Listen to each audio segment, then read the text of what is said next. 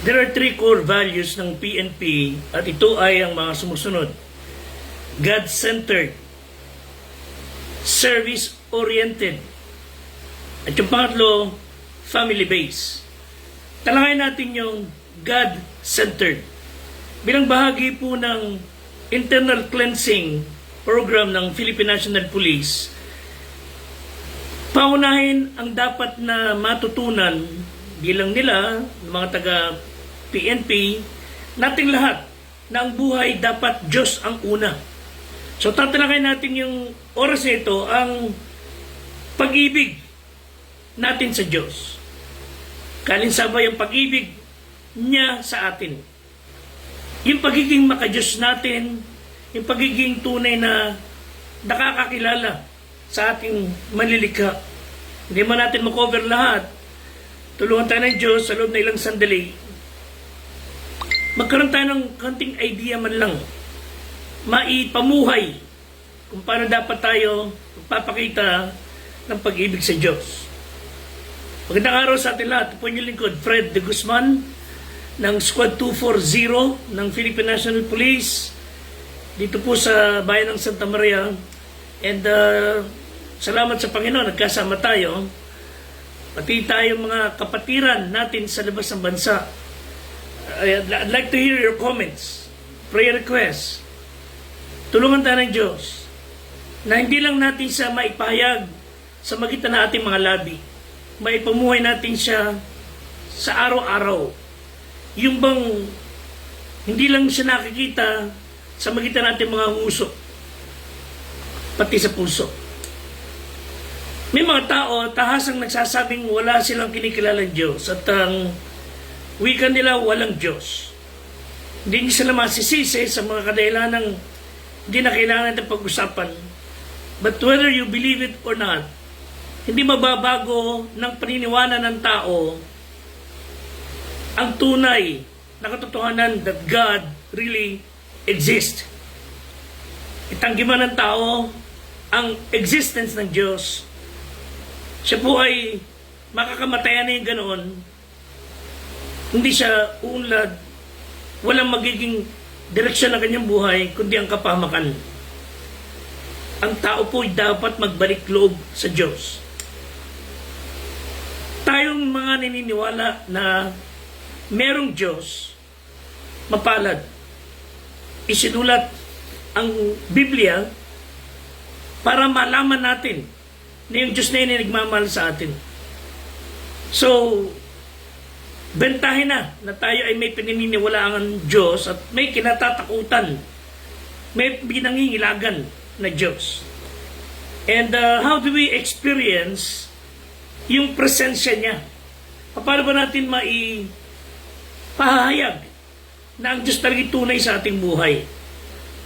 Sa Matthew 22, 36 hanggang 38, ang wika ng talata, lumapit ang isang tao kay Kristo at ang sabi, Guro, alin ang dakilang utos sa kautusan? By the way, yung ating Diyos na manilikha, nagkatawang tao.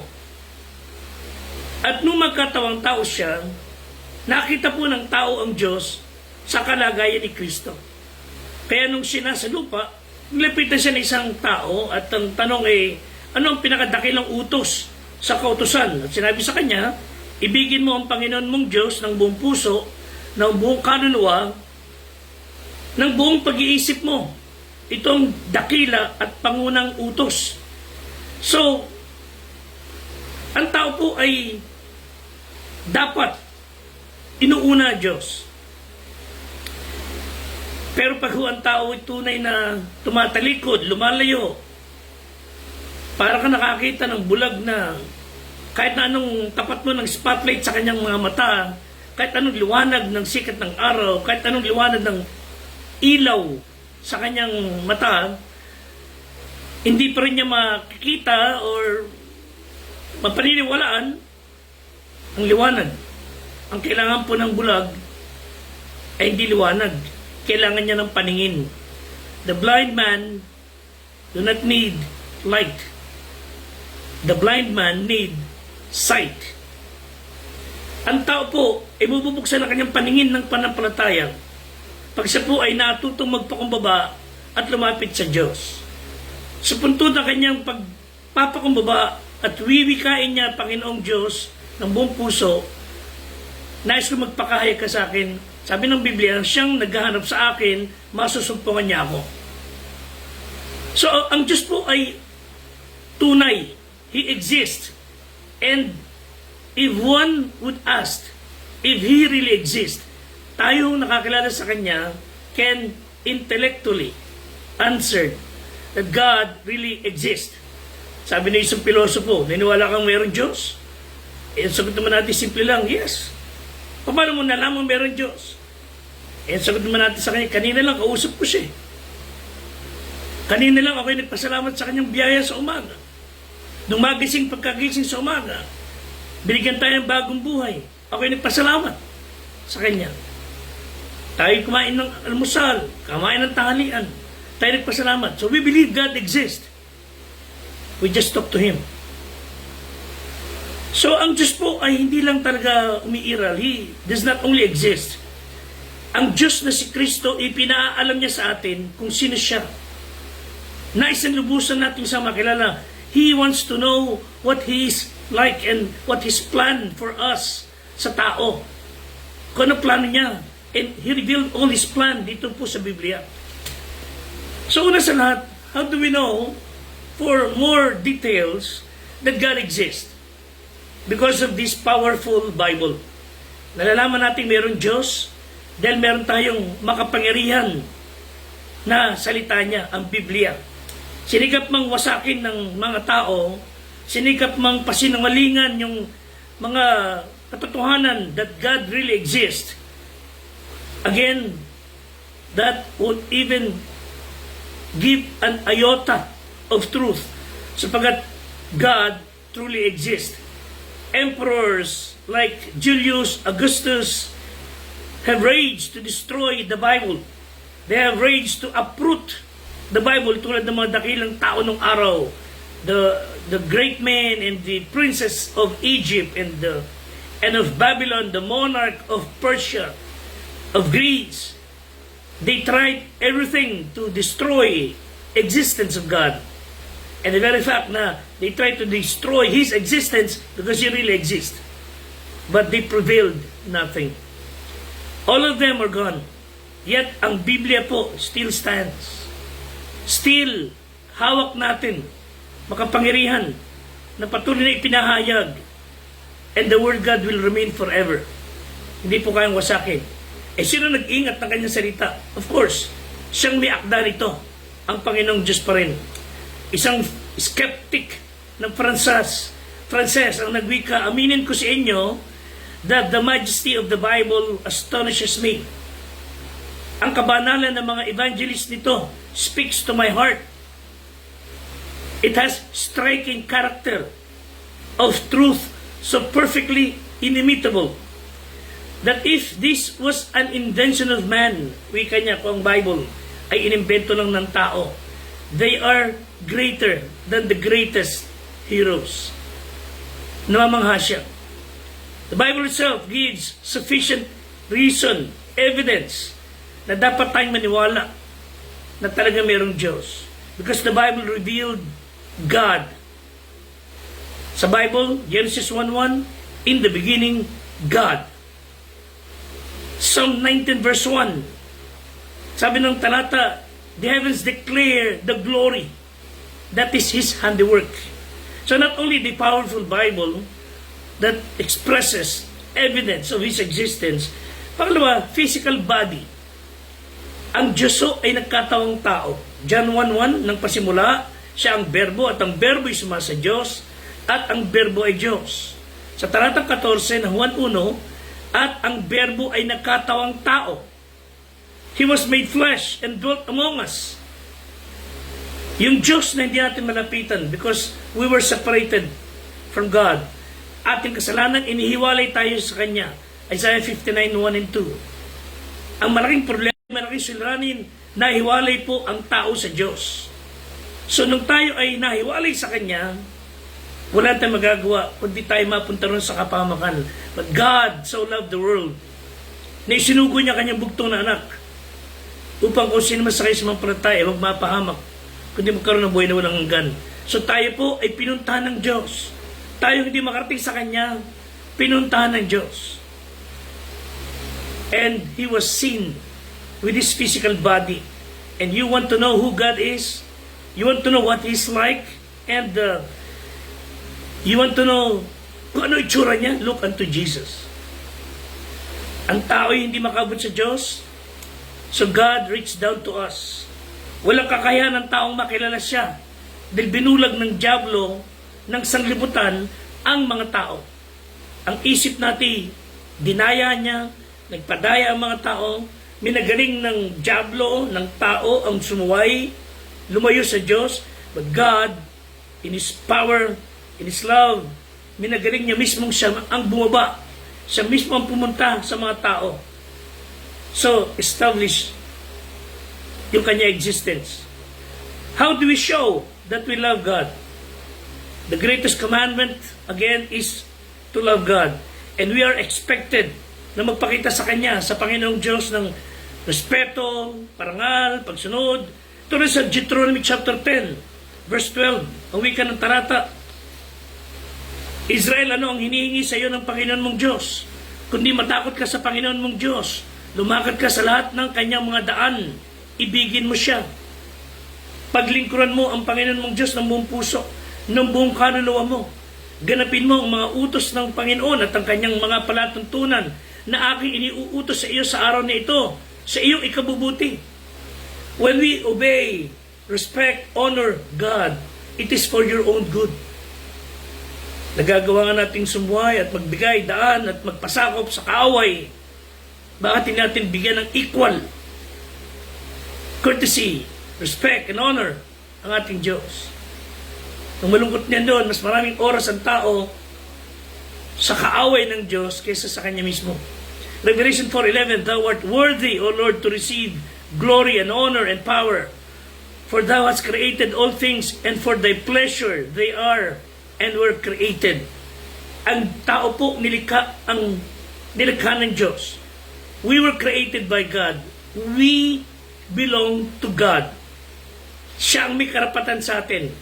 Tayo pag-aari ng Diyos. Lumayo lamang tayo sa Kanya. Kaya tayo napahamak.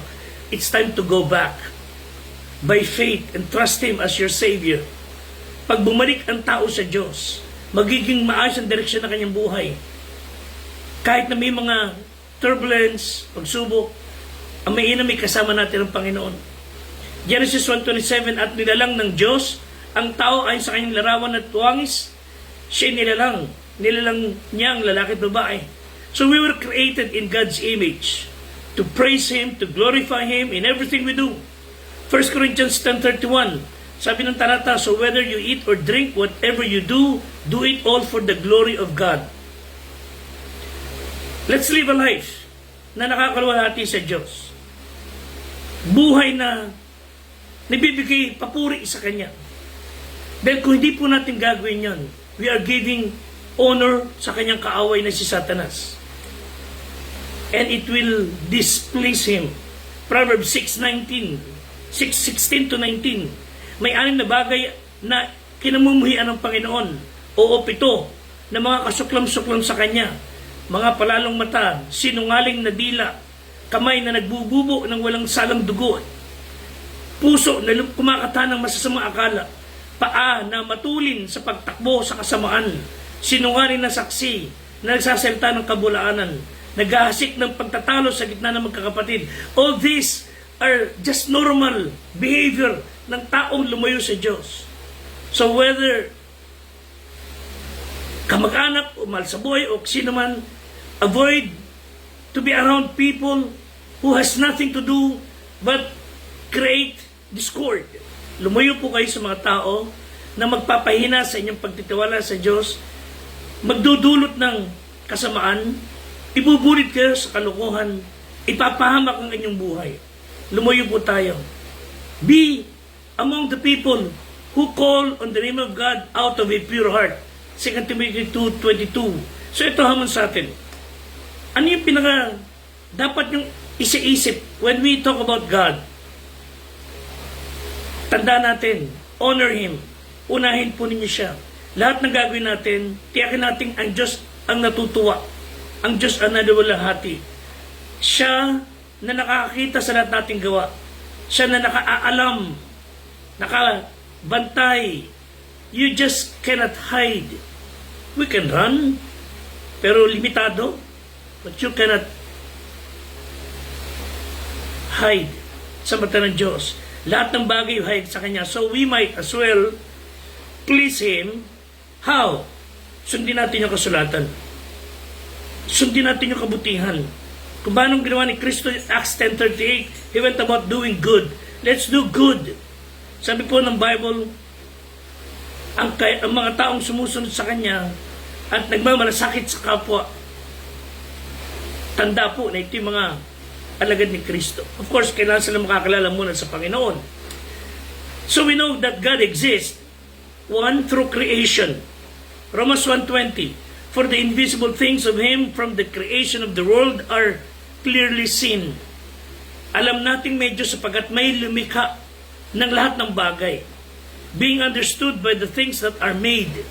Yun lang ho, again, as I have said, yung relo na di susi, hindi mo pa pwedeng sabihin na yung relong yan, basta na lang isa-isa nagkatagpo-tagpo yung mga piyesa at nagsama-sama sa isang bilog, at lahat ng piyesa ng relong yan ay sama-samang nag-coordinate, and then presto, naging relo. Mga kapatid, kung merong watch, merong watchmaker, ron pa lang ho yan, lalo itong lahat ng sanglibutan. There must be a creator, and that creator is Jesus Christ. John 1:3. So we know that God exists because of creation. Second, we know that God exists because of conscience. Romans 2:15, which shew the work of the law written in their hearts, their conscience also bearing witness, and their thoughts, the mean accusing or else excusing one another. So pagka ang ating konsensya ay hindi activated, it would excuse us. Pero pag ito ay activated, it would accuse us. Itutuwid tayo. Ang tayo'y may konsensya na wala sa hayop. Di lang tayo aware of our existence, we are also aware of what is right and what is wrong. Not only creation, conscience, thirdly, we know that God exists because of changed lives. 2 Corinthians 5:17, sino mga na kay Kristo, bagong nilalang. Sino mang tao na tunay na sumampalataya kay Kristo, magbabago buhay. And I for one would say, God really exists. Ang daming tao na binago ni Kristo. Pinatino ang pag-iisip. Binago ang takbo ng buhay. Nababago tayo tungo sa larawang kagaya ni Kristo. Mga tunay na pagbabago nagaganap sa tao kung siya tunay na kay Kristo. Kung tunay siyang sumampalataya. Again, person will never change. Hindi kayang baguhin, patinuin ng anumang relihiyon. Listen, walang relihiyon na magpapatino ng tao. Your religion cannot change you. My religion cannot change you. Bakit to? Walang religion na namatay sa Kalbaryo. Ang namatay sa Kalbaryo, ang nagdusa sa krus, ang nag-aalok ng pagbabagong buhay ay si Kristo Jesus, yung nagkatawan taong Diyos. Siya po ang magbabago. Siya po ang ipinangangaral ng Bibliang ito. Si Kristo ang tagapagligtas, hindi ang relihiyon. Kailangan po ng tao magsisi ng kasalanan. There was somehow an idiot who tried to boast na kaya din niya lumikha ng tao. Kung paano kaya ng Diyos, lilikha din daw siya ng tao. Ang wika niya, kaya ko lumikha ng tao. Sinabi niya, Diyos, kaya ko lumikha ng tao. At tayo sa kwento, sabi rin ng Diyos, kaya mo lumikha ng tao? Yeah, kaya ko lumikha, tulad ginawa mo. O sige, gumawa ka. At tinarol kanyang sleeves, and then he started to kumuha ng lupa. Sabi ng Diyos, teka muna, anong ginagawa mo? Gagawa ako ng tao. Ano yung kinuha mo? Lupa. Teka, gagawa ka ng tao mo, kumuha ka ng sarili mong lupa. Lupa ako yan. You see, yung kaistupiduhan ng tao, lagi niya ipinangangalandakan. Sa na matuto siya magpakambaba, ang yabang pa ng tao, that would end up in hell. So kailangan po ng tao matutong magpakumbaba at sabihin kung talaga mahal mo Diyos, hindi ang tawad, magsisi ka ng kasalanan. Talagang gusto mo magbago, lapitan mo si Kristo, yung Diyos na nagkatawan tao, siya magbabago na yung buhay. Salamat po, and God bless us all. Ingatan tayo ng Panginoon, ingatan kayo, at I hope to God you would read your Bible and trust Him as your Savior. Please pray for our Squad 240, Patrolman Tyrone Espinosa, Patrolman Reginald De La Cruz, Patrolman Francis Lloyd Legardo, Police Corporal John Derek Benedictus, Police Staff Sergeant Adio Burgess, Police Master Sergeant Fernando Datig, Police Master Sergeant Rudolph Cesar Ramos, Police Master Sergeant Ryan Garcia, Police Senior Master Sergeant Will Ray Guillermo, Police Staff Sergeant Adio Burgess, at ang aming squad leader na si Police Executive Master Sergeant Sir Joseph Aquino. You pray for us, let's pray for one another, and let's express our love for God. Salamat po. Until next time.